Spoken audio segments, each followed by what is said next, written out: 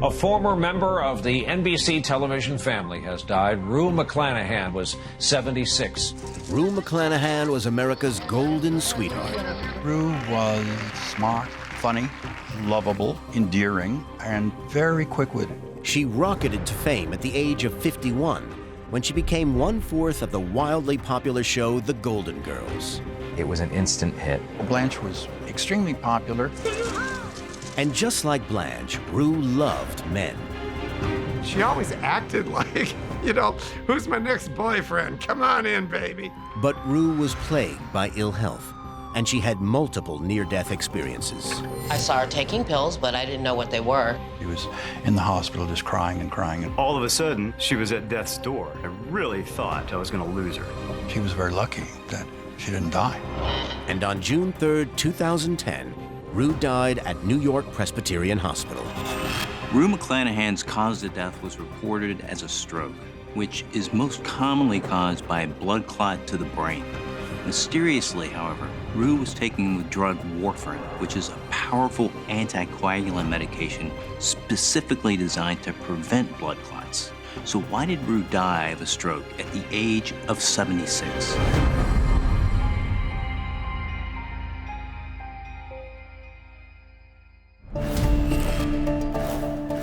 World-renowned medical examiner and forensic pathologist Dr. Michael Hunter has performed around 5,000 autopsies, collaborating closely with law enforcement and other forensic specialists.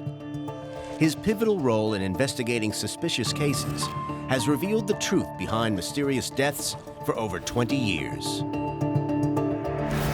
I have here a list of medications Rue had been prescribed at the time of her death, along with other documents and first-hand accounts.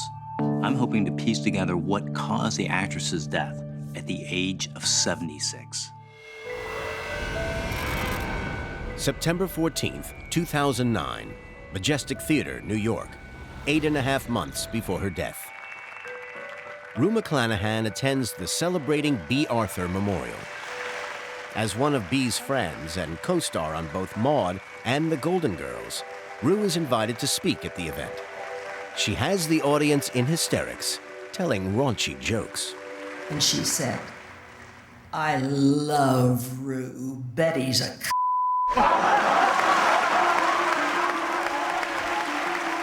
Although The Golden Girls had finished production 17 years earlier, Rue is still as popular as ever. I don't think she could retire. She would be doing a play, doing a musical, because it's just in her blood. She is happily married to her 6th husband, Maura Wilson.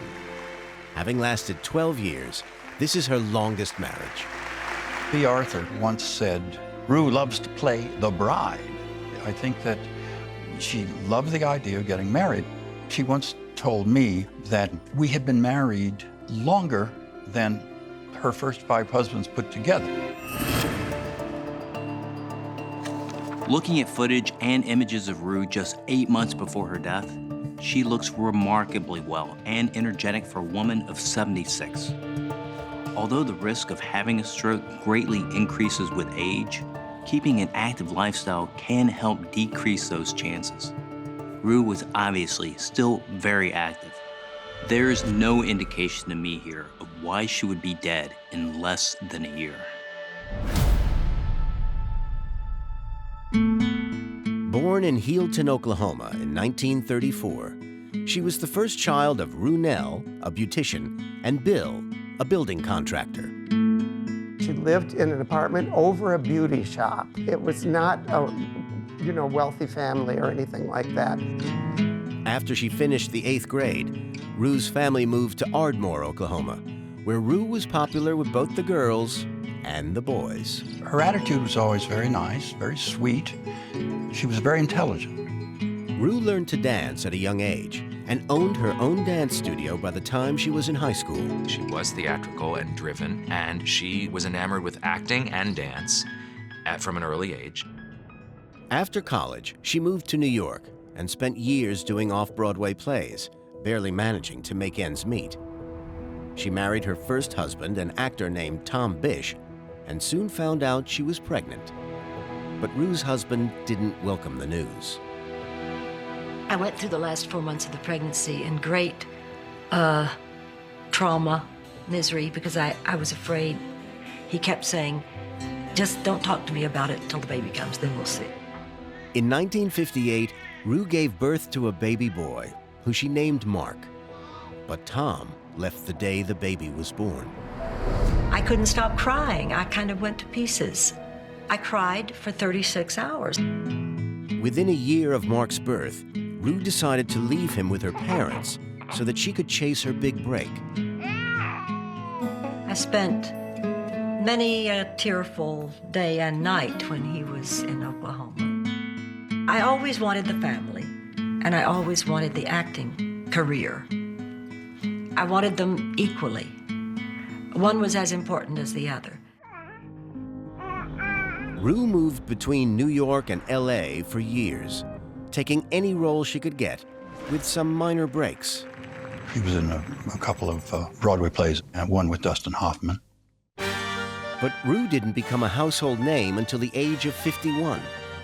A script was sent over for a pilot called The Golden Girls, and Rue was up for the part of the ditzy but lovable Rose Nyland. But after reading the script, Rue knew she was destined to play the saucy Southern Belle, Blanche Devereaux. This was a show unlike any other on television then and now, unapologetically about older people, about sexuality, about different types of love. We'd be walking along the street, and suddenly somebody would say, "Excuse me, can I take a picture with you?" And by the time you finished taking the picture, there would be a crowd of a dozen people who wanted her autograph. The Golden Girls ran for 7 years, and Rue was awarded an Emmy for her work. After the show ended, she continued to act, appearing in 23 films, 21 TV shows, and various plays.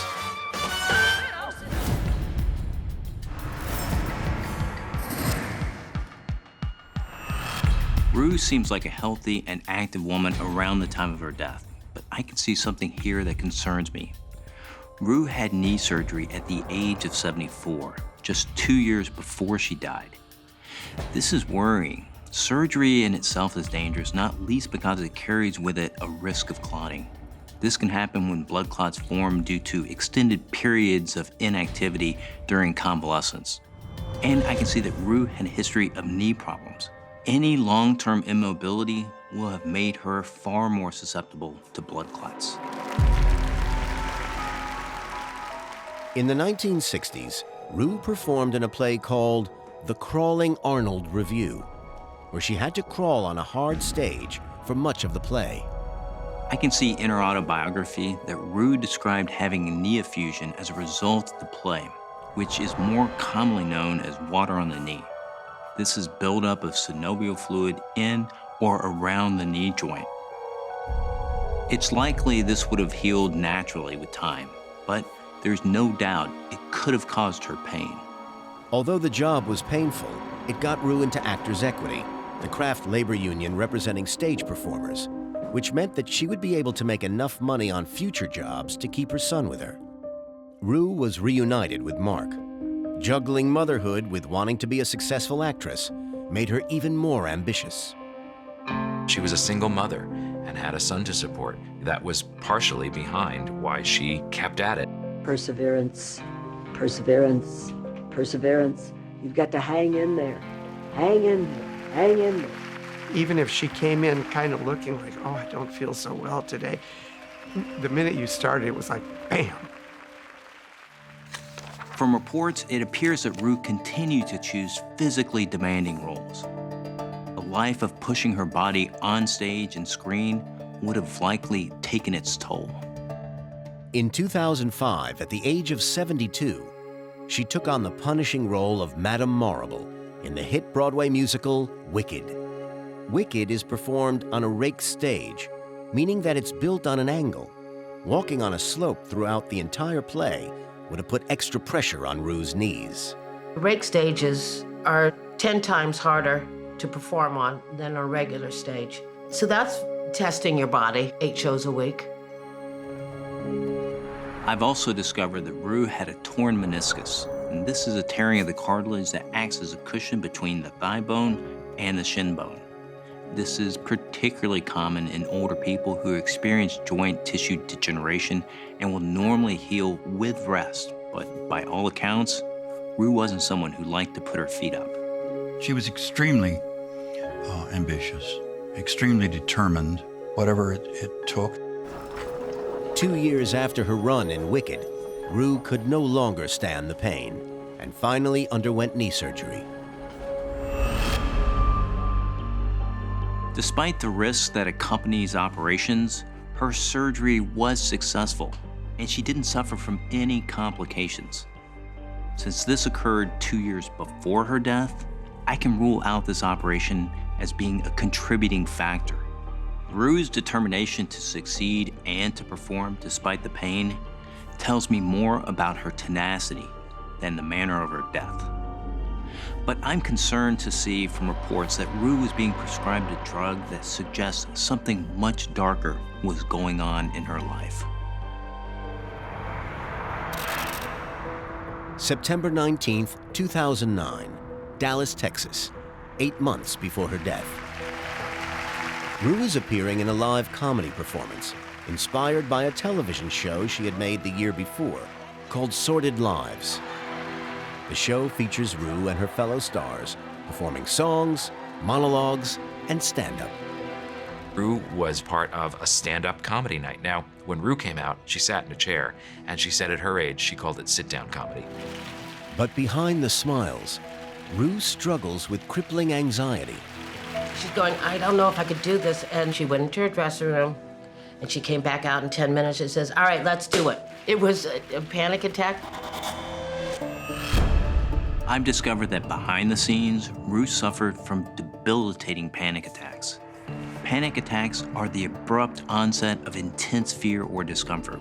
Crucially, anxiety can cause dramatic spikes in blood pressure. High blood pressure can cause blood clots. So could this have increased Rue's chances of having a stroke? Panic, there's nothing worse than, and there's also nothing stronger than. I think Rue loved pretending she was Blanche. I think in reality, she was a shy little girl. Rue started suffering from panic attacks at the age of 8 when her father went to serve in World War II after Pearl Harbor. He was gone for 3 years, but Rue's anxiety got progressively worse with age. Her panic attacks started every day at dusk and carried on into the night. Rue's fear of abandonment is not just about her father leaving, but also about her first husband leaving her right after the birth of her son. We know that panic or anxiety can begin in response to a trauma. When Rue was 18, her mother took her to see a doctor about her panic attacks, but he sent them away without offering any treatment. Rue's mother took matters into her own hands and bought Rue a parakeet to keep her company. I think that Rue was one of the first people to recognize the power of animals to soothe panic disorder. She was very advanced in her kindness to animals. So she had a dozen dogs, probably twice that number of cats. Several studies have shown that pet owners have lower blood pressure than those who don't own pets, possibly because their animals have a calming effect. It's therefore likely that Rue's relationship with animals would have helped alleviate her condition. However, she was still prescribed the drug lorazepam. That leads me to believe her condition was pretty severe. Lorazepam acts on the central nervous system to produce a calming effect. It's a benzodiazepine medication that operates widely in the brain, affecting emotional reactions, memory, muscle tone, and coordination.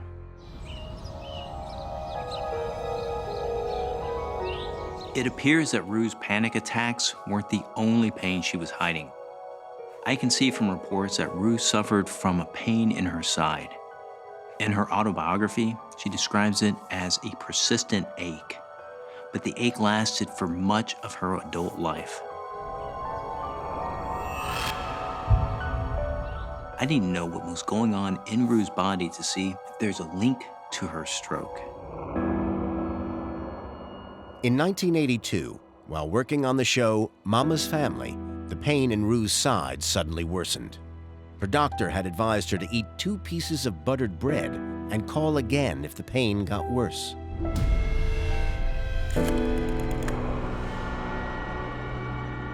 A sharp, unbelievably sharp stab hit me right under the right rib.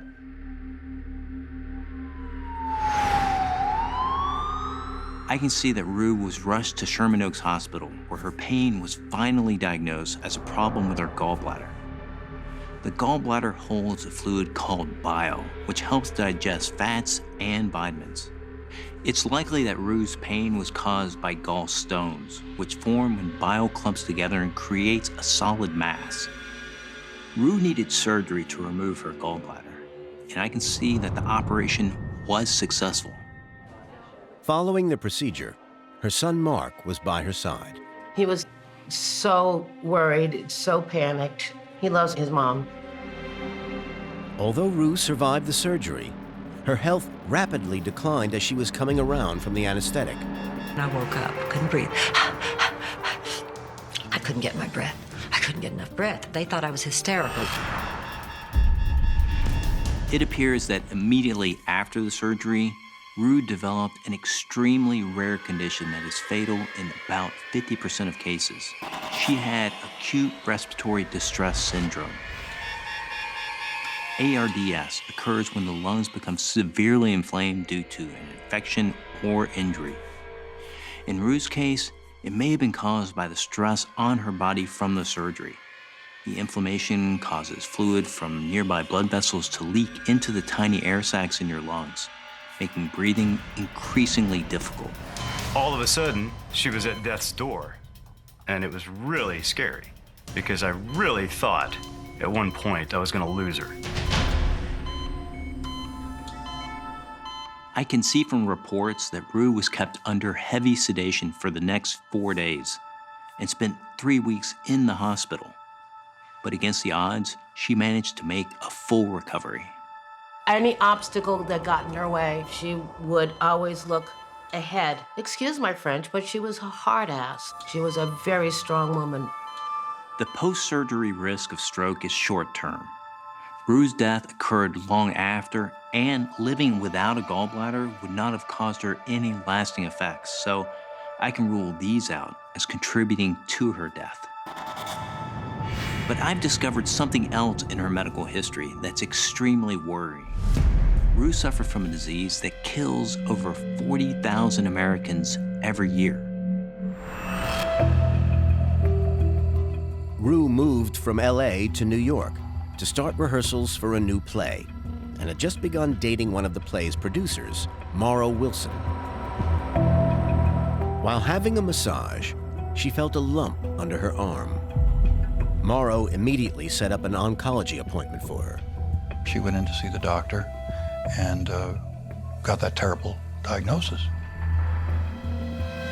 This was a cancer that had an 85% mortality rate. I got dizzy. My blood pressure dropped. I had to hold on to the table. I couldn't quite get my breath. Breast cancer starts when cells in the breast begin to grow out of control.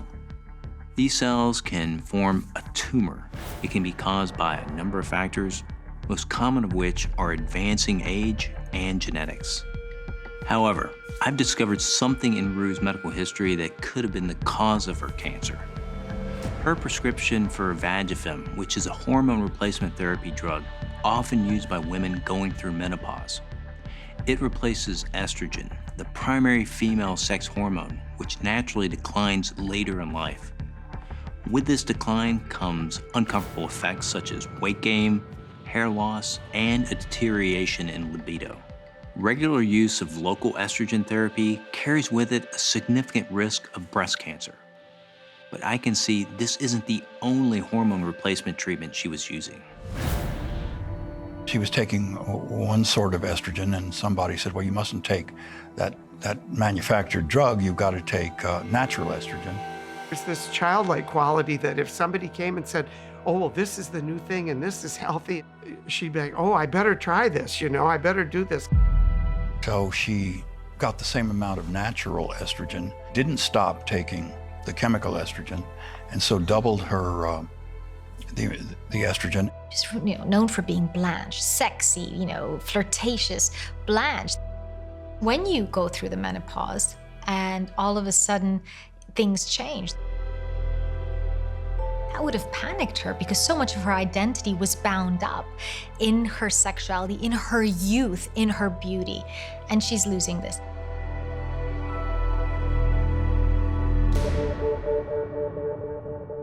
From reports, it's clear Rue was taking large amounts of both natural and chemical estrogen, and she was taking them for the best part of 17 years. That in itself is a long time to be on the drug. It would have greatly increased her chance of developing breast cancer. Instead of a mastectomy, I can see doctors suggested Rue opt for a lumpectomy, which would remove the tumor and save her breast. But it did mean she also had to undergo chemotherapy and radiation treatments. This incredible, dark, stormy day in this, almost like hurricane season. Lightning was going off everywhere. The oncologist and I finally persuaded Rue that she should have the surgery. Rue turned to me and said, "But I'm going to lose my hair."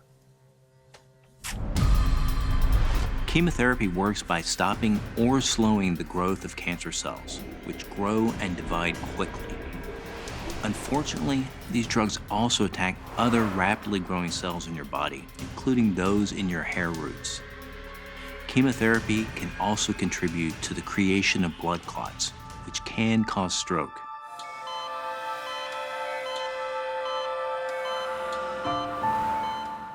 In the midst of her health concerns, and after just 2 weeks of dating, Rue and Morrow decided to get married.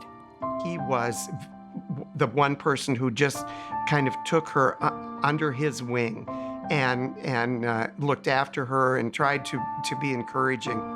I was definitely smitten, and I thought, well, I can't possibly ask her to marry me when she's in this emotional condition. So we went to a play one night, and she turned to me and said, "I'd like to marry you." And I said, "You would?"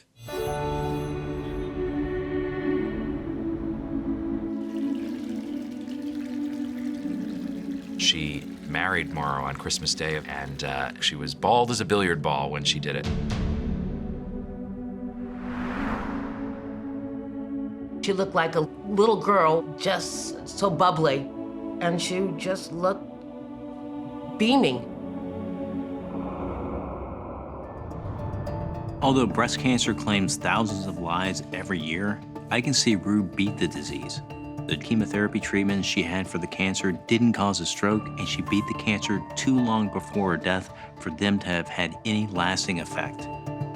However, her breast cancer and chemotherapy would have ultimately weakened her body and made it more susceptible to further illness.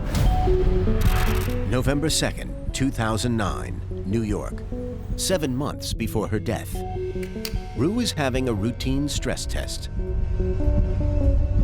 Rue was due to be honored by the gay community of San Francisco at an event. But instead, Rue is immediately admitted to the hospital. The reason that was released was that she had to pull out because of problems with the old ticker. I can see that Rue's doctor told her she needed to have coronary artery bypass surgery. Blood is supplied to the heart by 2 large blood vessels called the left and right coronary arteries. Over time, these arteries can become narrowed by the buildup of fatty deposits called plaques. Coronary artery bypass surgery diverts blood around narrowed or clogged parts of the major arteries to improve blood flow and oxygen supply to the heart. This is a significant discovery, as coronary artery disease is a major cause of stroke. November 4th, 2009. Rue undergoes coronary artery bypass surgery. The crash of chest, and I remember seeing her in the hospital, and it was just scary, and she was tiny. I mean, I don't know, she just seemed to have lost all her weight and all her spunk. One of the main causes of coronary artery disease is poor diet and lack of exercise, because fat, cholesterol, and other substances build up in the walls of the arteries. Rue was a healthy eater. She grew vegetables. She was into exercise. I think in general, Rue kept herself pretty trim and was very health focused. From reports, it's clear that Rue lived a healthy lifestyle. Her coronary artery disease may simply have been a result of her age. With age, blood vessels become less flexible, making it harder for blood to move through them easily. According to the available medical information, the surgery was successful. But a week later, she was still in the hospital. I can see that Rue was the victim of another major medical complication. Rue suffered from a stroke. One entire side of her body had been paralyzed because of it. The majority of strokes occur when one of the arteries in the body gets a clot, which prevents blood from flowing to the brain. Because of this, the brain becomes deprived of oxygen. Part of the brain that is starved of oxygen then dies and is no longer able to send signals that trigger movement to the muscle, causing paralysis. That you feel trapped in this thing that doesn't work anymore. You have your body, but the real you, that ability to speak and connect, that's gone. I think because Rue was such an expressive person, not being able to speak clearly must have been devastating to her. Stroke can happen when a person has a surgical operation involving a diseased heart, where clots can form within the heart chambers and then move through the bloodstream to the brain. 1 in 3 people who have a stroke will suffer from a second stroke. As a result, Rue would have been closely monitored by medical professionals. I can see she was well enough to be released from the hospital, and she was administered anticoagulants. So how, just 7 months later, did she die from a stroke? And I can see that her doctors put her on a very powerful drug called Warfarin, which first came into commercial use in 1948 as a rat poison. It was soon taken up by the medical profession as an anticoagulant medication. Clotting factors are produced by the liver to help control bleeding. To do this, the liver needs a good supply of vitamin K. Warfarin blocks one of the enzymes that uses vitamin K, making the blood take much longer to clot.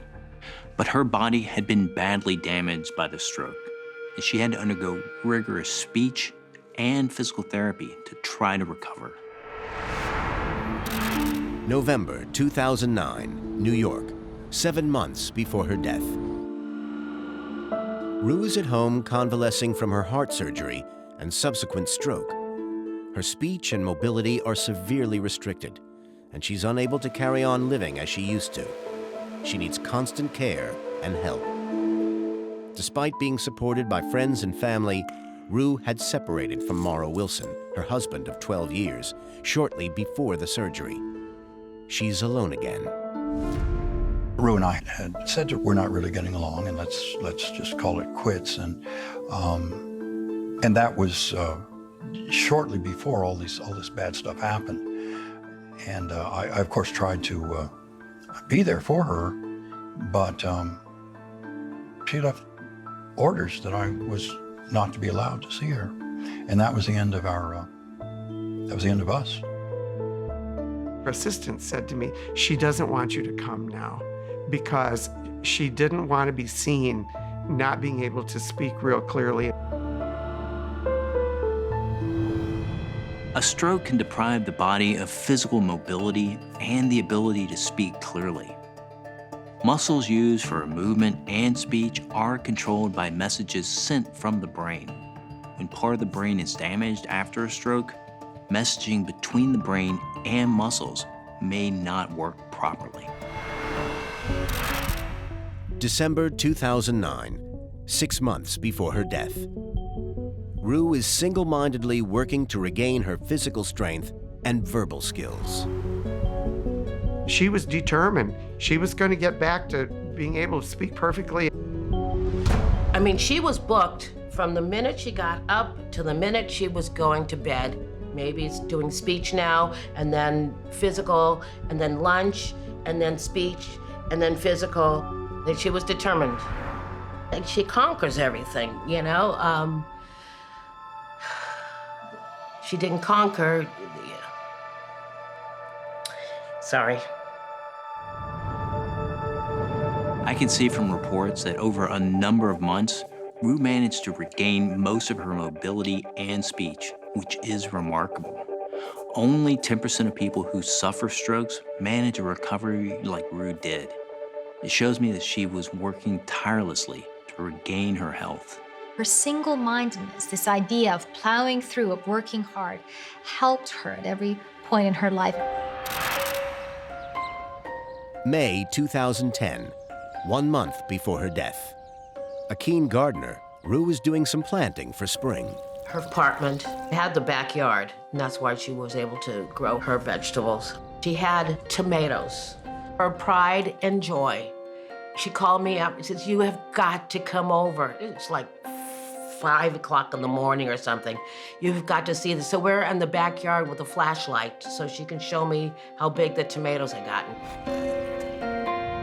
Even if Rue was only doing light work in her garden, it would have been good for her.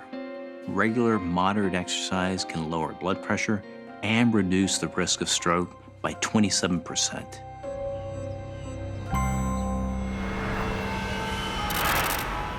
May 31st, 2010, New York, 3 days before her death.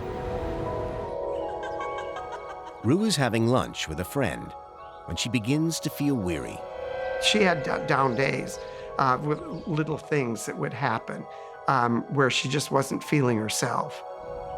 She waves it off as fatigue, but finishes lunch quickly and goes to rest, overlooking her garden. She says that something doesn't feel quite right, but decides to sleep it off. Rue McClanahan quietly slips into a coma. We all dream of, if I'm going to die, I would love to die on stage, or for her, it was either the stage or her garden. That's what she was looking at before she went into a coma. When Rue arrived at the hospital, she was still breathing, but unresponsive. The bleed in her brain was catastrophic, and it's likely she would have been declared brain dead. June 2nd, 2010, New York Presbyterian Hospital. Rue has not come out of her coma. It's becoming apparent that she will never regain consciousness. No matter how hard she was fighting, that there was just no winning that final war. 1 a.m., June 3rd, 2010. Rue's family have assembled from across America to be with her and say their goodbyes. Her son, Mark, finally makes the decision to withdraw life support. And Rue McClanahan peacefully dies.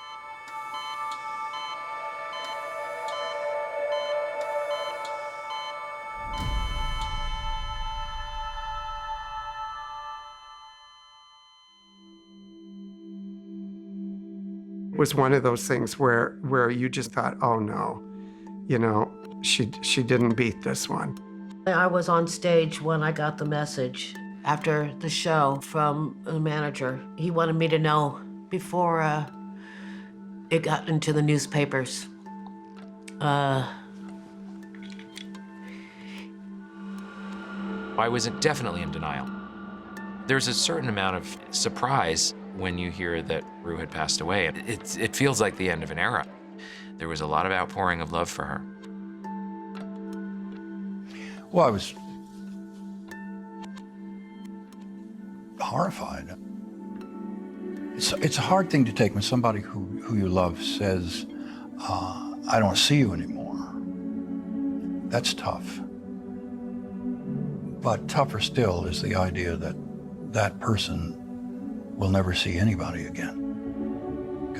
I think I experienced a nervous breakdown. I was certainly just lost for years. And it was a very sad time for me.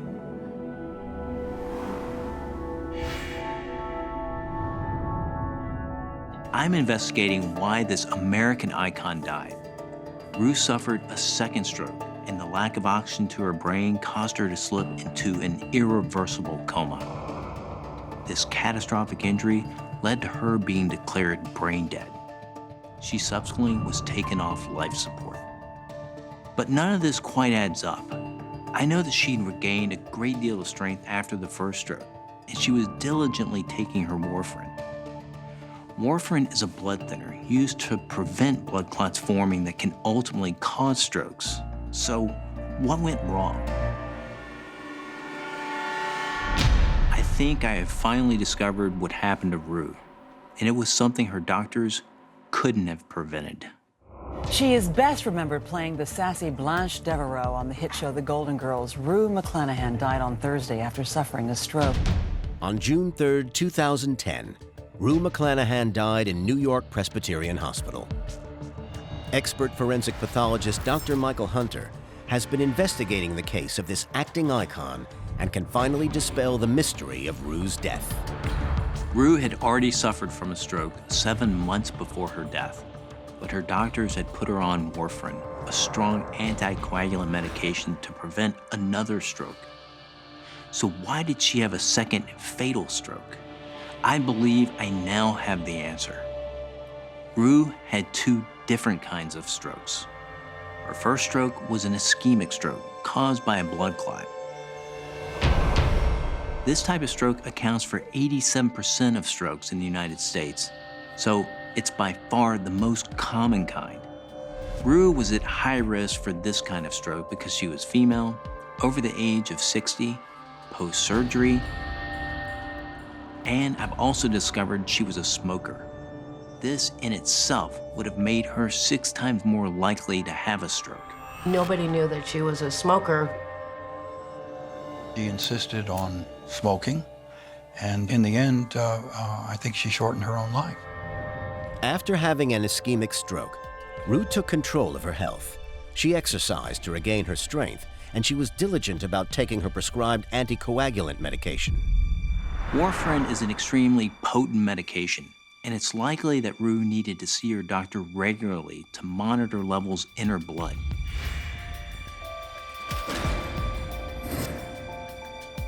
This is because the most common side effect of taking warfarin is dangerous excessive bleeding, both externally and internally. From Rue's medical notes, I can see that her second stroke was caused by a seemingly spontaneous bleed in the brain.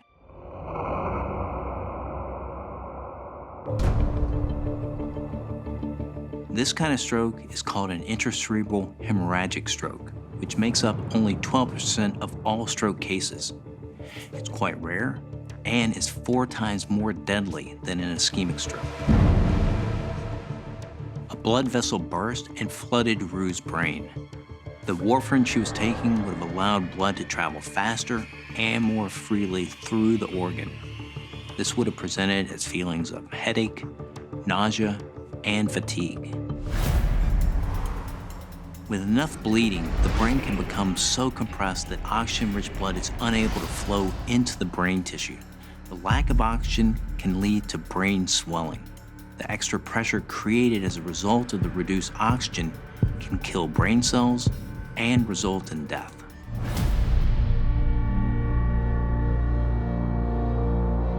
A lot of the things I think that happened to Rue really had nothing to do with whether you ate right or you rested or you went running every day. I've also learned that despite being careful with her diet and exercising regularly, she did have a genetic predisposition to coronary artery disease, which, along with smoking, kicked off the chain of events that ultimately led to her death. Her mother had a weak heart. She had problems with her heart.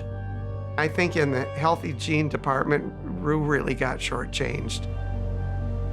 She was just kind of a fragile body that just happened to, get dealt a hand of things that affected her that many of us escape. But man, she battled it, and she was fighting right up to the end. Rue's tenacity and spirit drove her whole life. She fought for her career and for her son, and she struggled with her health. She had undergone various surgeries, beat breast cancer, and battled to regain strength after her first stroke. But in the end, she ultimately lost the battle for her life. And when Rue went to lie down, she never woke. Her doctors would have sustained her vital functions, giving her family time to come to terms with the situation and make their decisions about her final care. But Rue McClanahan was gone. When I interviewed Rue, and I said, Rue, how would you like to be remembered? And she said, what I think you should ask me is, what is my greatest achievement?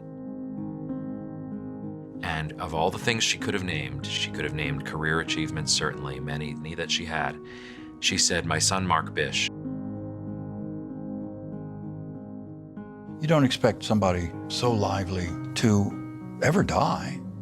And in a way, she hasn't. Golden Girls will always be running somewhere in the world for all of eternity, as far as I can tell. In the end, she made you laugh and made you feel a little better. People will not allow her to be forgotten. Everybody would say the Golden Girls, but you know what? She's the platinum girl. She had a heart of gold. Rue McClanahan, my best friend. How would you like to be remembered? As alive.